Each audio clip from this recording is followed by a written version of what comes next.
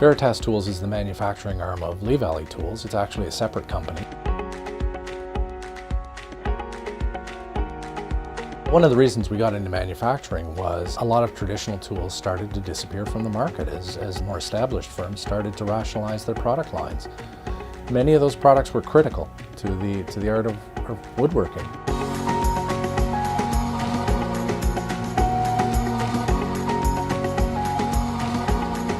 Primarily, we manufacture in North America, in Canada and the United States. We feel that a strong manufacturing base is foundational to a healthy economy, and we really believe in keeping our friends and neighbors employed so that they can continue to be our customers. It's really a lifestyle choice for us. It's very important to support our own domestic manufacturing.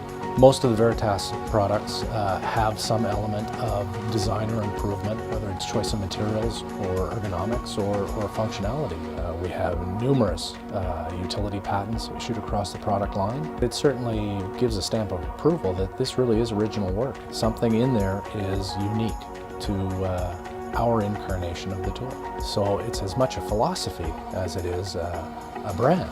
Veritas manufacturing is really about studying what's gone before and finding ways to improve it, reinterpreting traditional tools using newer materials and newer manufacturing methods.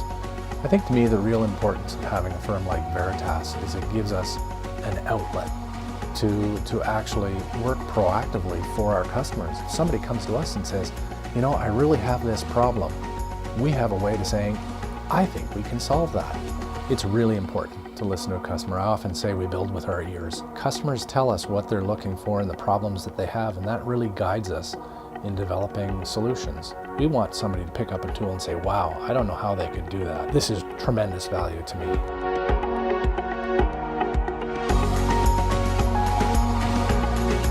We're not trying to design, for example, a power tool that will remove labor.